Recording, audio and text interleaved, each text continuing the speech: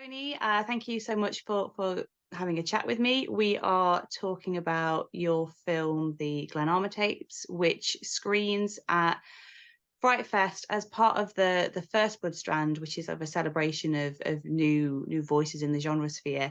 How are you feeling about that screening and being part of that selection process? Yeah, really excited, Kat. I mean, at 45 years of age, it's nice to. I'm glad they use the word young or new and not young directors or filmmakers. Yeah, really excited that this is kind of our UK stroke European premiere. Um, I went to London in 1996 when I was 18 years of age. I went to drama school, so I remember buying a pass for the Prince Charles cinema. So it's kind of come full circle, 25 years later. So really, really excited. Yeah. And the film fits into the found footage subgenre. How did the idea come about, and what was it about that specific genre that made it the right way to tell the story? Yeah, I guess I've always been obsessed with, horror and found footage being a kind of very niche genre there. So, I guess we watched 100 found footage movies, and there's it's a very very difficult genre to get right because it's the far side of horror. It's if theater is naturalism and film is as close to realism as possible, then you've got found footage, which is the other side, of realism. It's someone following someone else around with a camera, essentially. Very very difficult genre to get right, and I don't like doing easy things. I run a theater company in Belfast. I like challenges. So when we sat down and came up with this idea, we thought, could we be the first kind of big Irish found footage horror things? So that kind of spurned an idea, and it evolved from there. I went on the New Writer Focus scheme, which is a scheme run by Northern Ireland Screen, and we actually started to develop another movie with them. And at the end of it, we realized, God, we can't make this for less than 500,000. This is going to Yeah. take like 5, 6, 7 million pounds to make. So we parked it and we looked back at something we'd been considering since back in 2018. So 5 years old, the idea for this came about. So we got down to putting it all together, and then realized, geez, we might actually have something really good here. And then, doing our study of looking back through all those found footage movies since Blair Witch being the iconic original kind of hit found footage one, we looked at, what were the pros and cons, and what were the difficulties that those guys came up against that we mightn't, that we might experience now in 2023.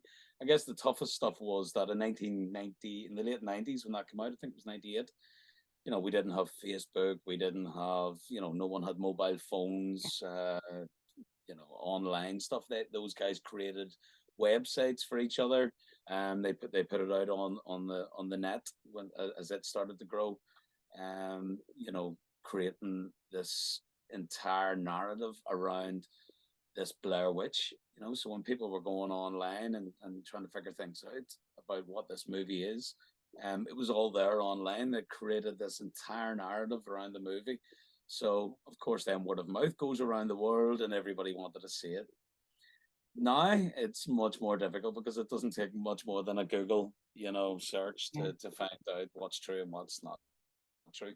So I think we came to the decision early doors, Kat, that let's be unapologetic about this. We're making a movie. We're it's entertainment at the end of the day, and we did consider, the possibility of creating websites and stuff about this and narratives, and we just thought, just leave it as is. If people enjoy the movie and they go and they get scared and frightened and the thriller aspect's all there, then our job at the end of the day is done. So, hopefully that's what we've achieved at the end of all this. Yeah, I mean, one thing that I really liked about this film in particular is that the reason for the characters to be where they are isn't the sort of like the quote unquote stereotypical way. They're not knowingly investigating the legend of the Blair Witch. There, it's a much more sort of organic thing of kids trying to prank their teachers and then stumbling upon something that they shouldn't in the process. And I think there's a few other times in the film where it does deviate from what I think fan footage fans would be expecting. How important was it for you guys to sort of innovate this long-standing genre? Yeah, very important. I mean, we wanted to just replicate as best as possible what could pass as found footage. So we set it on day one of COVID, and that was kind of our get out of jail card. Why isn't this story much better known? You just when you go into a theater, you suspend your disbelief, so you accept what's being thrown at you on screen. And it was very important to us to we were kind of riding two horses, with the found footage aspect and we're making entertainment, we're making a film. So we're very conscious of the found footage aspect. How did this story get lost? What if we set it on day one of COVID? Mm. The only news story for half an hour on the BBC News every night was Yeah. X amount of deaths, and then they had that rolling thing going about how many people have died in Germany, France, America, China. So we kind of decided if we said it then, a few kids going missing in Northern Ireland isn't going to be a major news story. And here we are 3 years later, and footage has been found of that story. So I guess that was our starting point. And just to ensure that the story got lost within the whole COVID rigmarole. And what do you think it is about found footage films that is so fascinating for audiences? Because, like you say, Blair Witch is probably the most iconic pioneer, but there have been so many. I mean, at FrightFest each year, there's always one or two playing. But what do you think it is that keeps us as viewers coming back? Because it's a very different sort of film to a slasher, say. I guess it's the possibility that it could be real. Mm. I remember that was my first instinct when I went to watch Blair Witch. Everyone was terrified about even going camping. No one wanted to go anywhere near any woods after watching Blair Witch. So I guess it's just the possibility that it could be real, and when we invest in those characters and those the people in the found footage, we fear for their survival. We want them, to be all right by the end of this movie. Please don't tell us that they've all disappeared or they're dead or whatever. So yeah, I guess it's the idea that this could happen to anyone. Mm. And is it a real story? The whole narrative that I've just spoken to you about there, Kat, about people Googling Blair Witch and is it real? When you type in Blair Witch Project and it comes up frequently asked questions, it is all the reality of, did this happen? Where did this happen? Where is this place? Is there any more news stories on what happened to these people in the forest? So I guess that's what keeps bringing people back. The knowing that you're not watching a Hollywood movie, and everyone goes off riding into the sunset at the end of the movie. That, geez, let's Google Glenarma. What happened to these four Yeah. kids? Are Yeah. they okay? How did the story end up?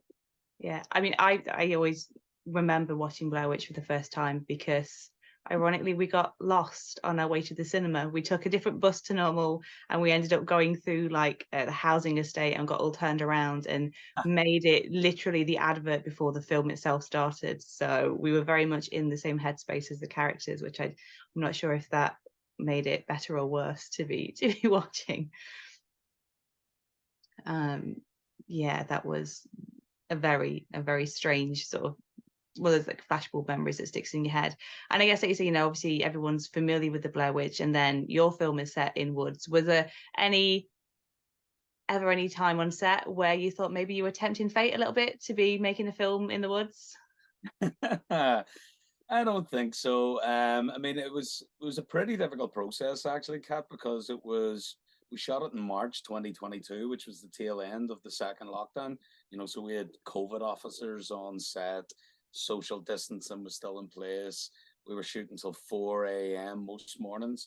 We got quite lucky. I'd taken my twin girls to a place called Jungle NI, which was a forest in South County Derry, and a couple of years prior to this, and they had a Halloween event. So they'd created cabins and walkthroughs in the forest. So everything was almost like we had a purpose-built set. We were very, very lucky in that respect. So when it came to finding locations, it was the first one that sprung to my mind, and I brought the producers up there, and we looked at it, and they went, "Geez, you couldn't, if you had £1 million, we couldn't ask for better." Ireland being so bloody green, it's really lacking in great forests, surprisingly, just because of deforestation over the last century. So when this place was actually a farming land that two brothers had been given by their father, and they decided, let's make a forest. And they built this like 20 years ago. Trees quite close to each other, big trees, not skinny, slim trees like you see in the Blair Witch. Had rivers running through it, all sorts of things in rural County Derry. And then on top of it, this amazing cabin that you see in the movie, which became our iconic cabin for where the kids arrive and they see what they shouldn't be seeing on their journey. So we got very, very lucky, albeit that it was during COVID. Also, in the 14 days that we had to shoot this movie, it was the most glorious 14 days in Irish history in terms of weather. For some reason, the weather gods were on our side, and we got sunshine all day, every day for pretty much the first half of the movie. And then in those night scenes, it was in the forest, and it was quite warm for Ireland in the middle of March. Well, that's always good when the movie gods are sort of shining down on you. Really, really lucky.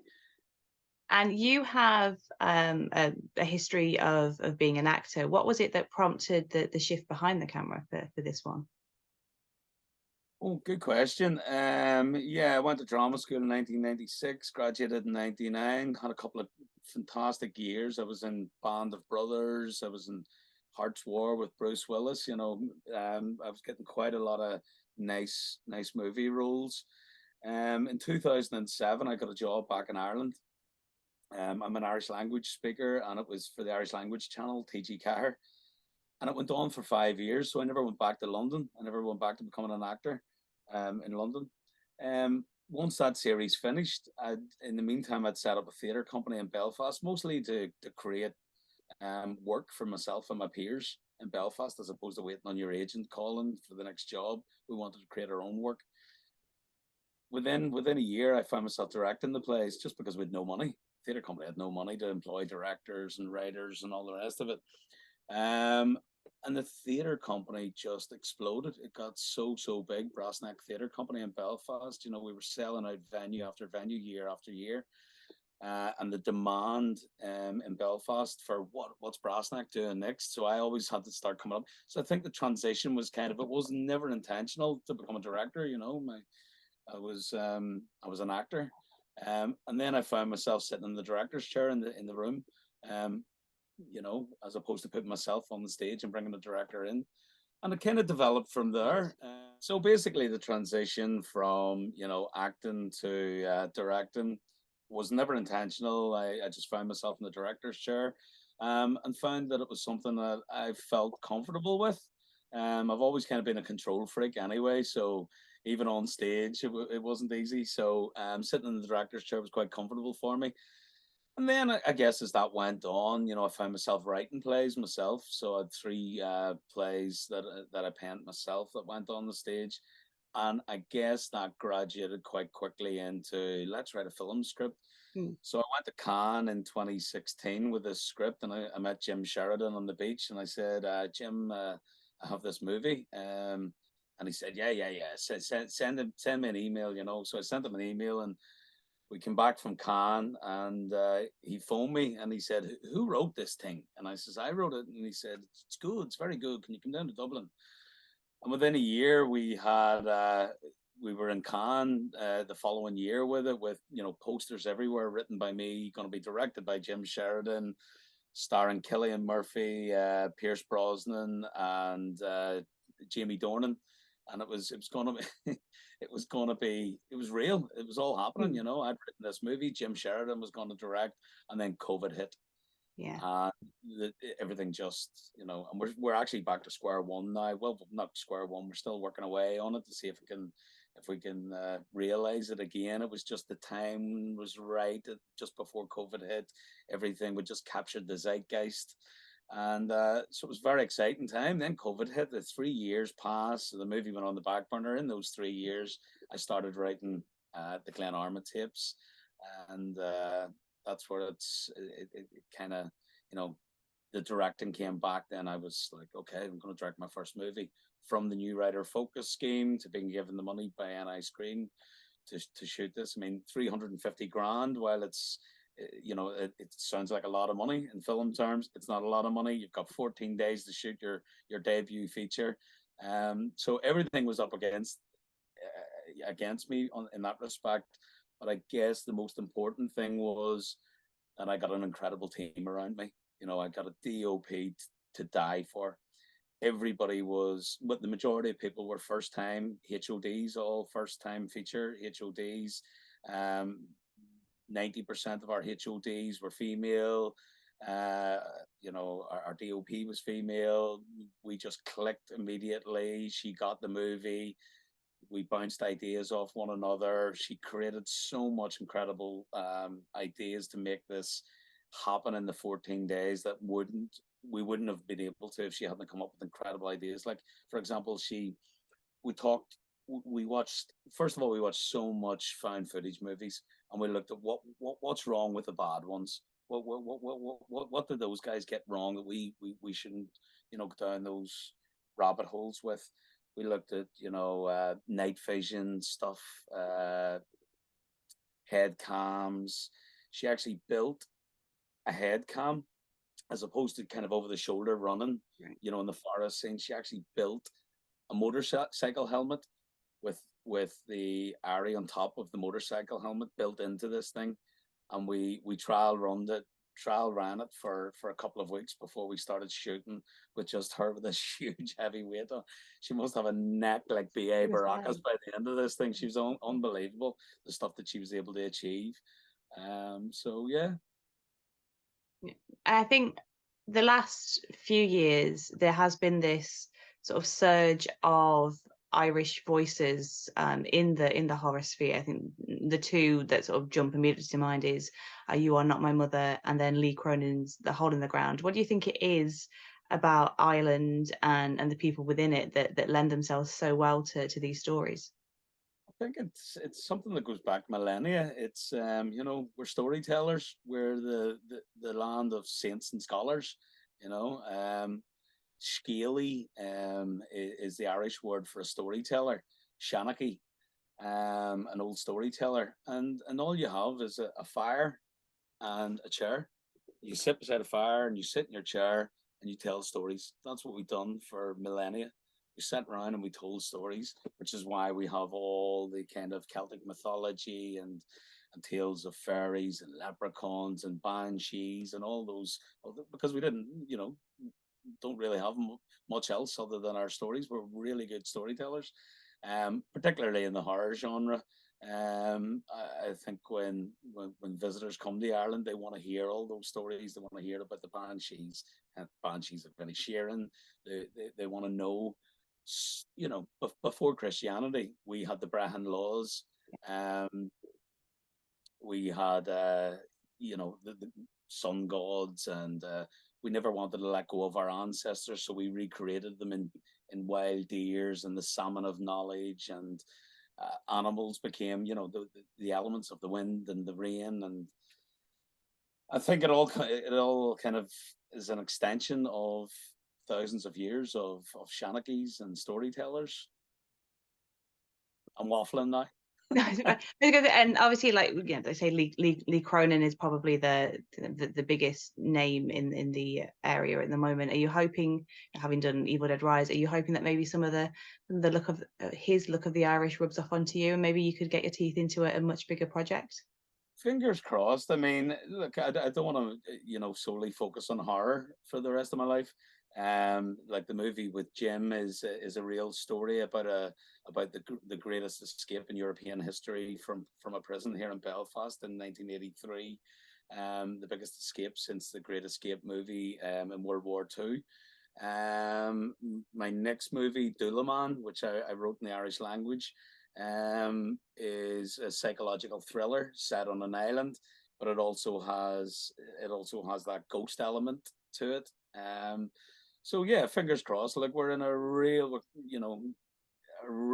golden era at the moment in terms of Irish filmmaking. Friends of mine just won an Oscar for their short, An Irish Goodbye. Um, Banshees of Inisherin. We're in a real golden era. So fingers crossed we can continue to capitalize on that, and hopefully the Glenarma Tapes go some way to kind of allow me back in a director's seat behind the camera. And sort of bringing it back to FrightFest for the final question. Obviously, everyone's sort of planning what film they're going to be watching when. Why should attendees be adding your film to their schedule? Because it is, in my opinion, up there with the best found footage stuff in the last since Blair Witch. It's thrilling. It's exciting. You relate to the characters in the movie. You'll want them to survive. There's a twist that comes in the middle of this movie. In my eyes, it's completely unexpected, and it's one of the best twists in the horror genre out there at the moment in terms of found footage movies. You'll have a thrilling ride, and yeah, I think it's something that you'll be glad you spent your money to go and watch. Well, I wish you best of luck with the screening. Very much, Kat.